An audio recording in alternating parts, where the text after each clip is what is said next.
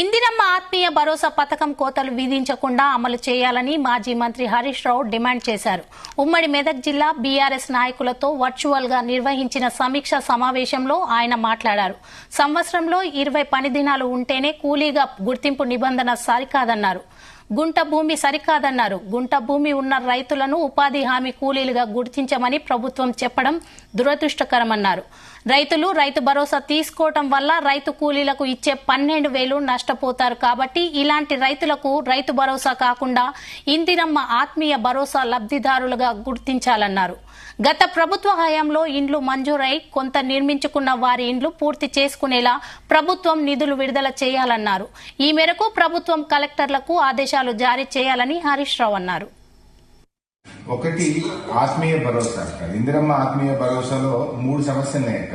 ఒకటి ఏమైతుందంటే గుంట భూమి ఉన్న ఇందిరమ్మ ఆత్మీయ భరోసా రాదు అని అన్నారు కదా, దానివల్ల కొద్దిగా నష్టం అవుతుంది. ఎస్సీ ఎస్టీ బీసీలకు ఏమైతుందంటే 5 గుంటలు 10 గుంటలు ఉంటుందక్క.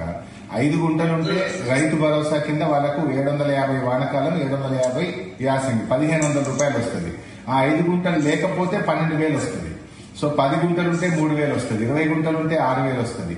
అంటే కొద్దిపాటి భూమి ఉన్న వాళ్ళు, ఎకరం లోపు భూమి ఉన్న వాళ్ళు ఇందిరమ్మ ఆత్మీయ భరోసా కింద 12,000 రూపాయలు వస్తే ఈ రైతు భరోసా కింద వాళ్ళకి తక్కువ డబ్బు వచ్చి నష్టపోతుంటారు కనుక దయచేసి ఎకరం లోపు భూమి ఉన్న వాళ్ళు 24,57,000 మంది ఉన్నారు. 24,57,000 మంది వాళ్ళందరూ నష్టపోతారు. మీరు ఆప్షన్ ఇవ్వండి, మాకు 5 గుంటలు 3 గుంటలు ఉన్న వాళ్ళు మేము రైతు భరోసా తీసుకోము, ఇందిరమ్మ ఆత్మీయ భరోసా తీసుకుంటామంటే వాళ్ళకి 12,000 వచ్చే అవకాశం ఉంటుంది. అదర్వైజ్ పేదవాళ్ళు ఎస్సీ ఎస్టీలు బీసీలు ఉంటారు. ఇది ఒక్కటి మీరు కన్సిడర్ చేయాలనేది నా రిక్వెస్ట్.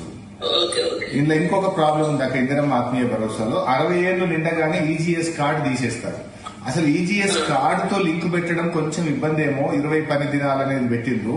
నిజంగా ఊర్లో గ్రామసభ పెట్టి మీరు వ్యవసాయ కూలీయా కాదా, కూలి చేస్తేనే ఇవ్వండి. కానీ ఈజీఎస్ కార్డు లింక్ పెట్టడం వల్ల 60 ఏళ్లు దాటగానే ఈజీఎస్ కార్డు తీసేస్తారు. ఒకటి 20 పని దినాలు అనడం వల్ల కొత్త ఫిల్టర్ అయిపోతున్నారు.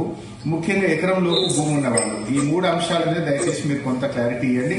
అంటే 60 ఏళ్లు దాటిన వాళ్ళకి ఈజీఎస్ కార్డు ఉండదు, కానీ వాళ్ళు కూలికి పోతుంటారు. అటువంటి వాళ్ళని కూడా కన్సిడర్ చేయాలని నా రిక్వెస్ట్. ఇది ఆత్మీయ భరోసా.